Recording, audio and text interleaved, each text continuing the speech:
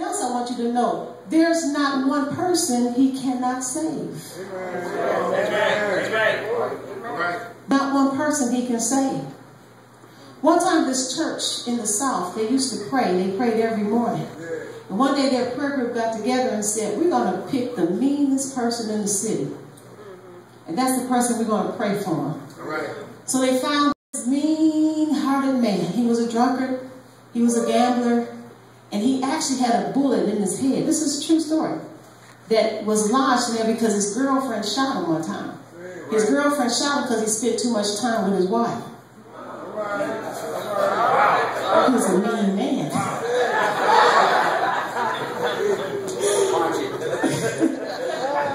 And so every week they prayed for this man. And then one day the pastor, it was impressed upon him to go pay this man a visit. And the pastor said, when he went to witness to this man, he said it was like taking candy from a baby.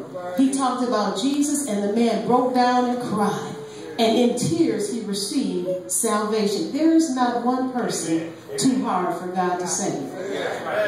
And I said all this to say this, that God's power is limitless. There's no problem he can't solve. There's prayer that he can't answer. There's no person that he cannot save.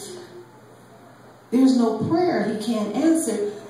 And that's the truth. But the reality of our situation is we have prayers out there that have not been answered. We have problems that we can't seem to understand or find a solution to, even though we say we've trusted God. And if the truth be told, there are people we've been praying for years, and it seems like they're never going to get saved. So the truth is, there's nothing too hard for God. But the reality is, we as believers carry our burdens and our problems every day of our life. So if God's power is limitless, and if there's nothing too hard for God, then why is it that our reality does not line up with the truth? There has to be a reason we serve this great big God, yet we suffer every day. We don't understand why. If you have your Bible, turn to Psalm 78. I think this will give us a clue.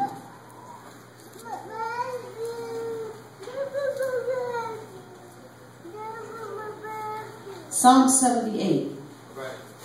When you get there, say amen. Amen. I want you to look at verse 41.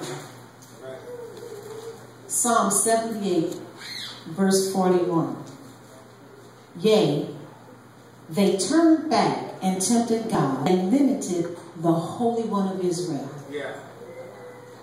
Let me read that again. Yea, they turned back to God and limited the Holy One of Israel. We serve a God who has limitless power. You can't limit his power, but yet he has shown us here a mystery.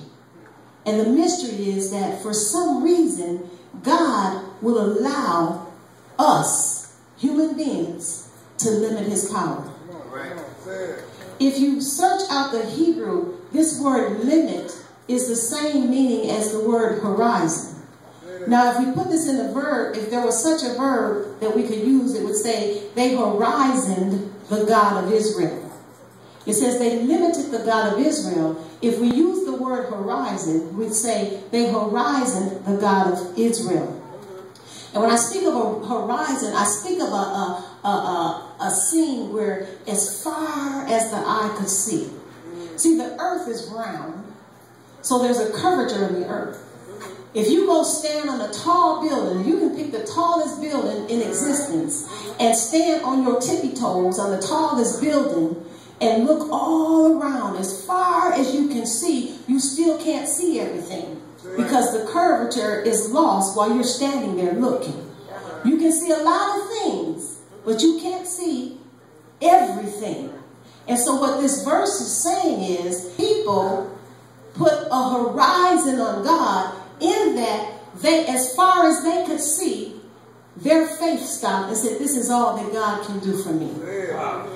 So it says that they limited God, and in essence, they stopped the limitlessness power of God from coming and completing the victory that God had already promised them. All right.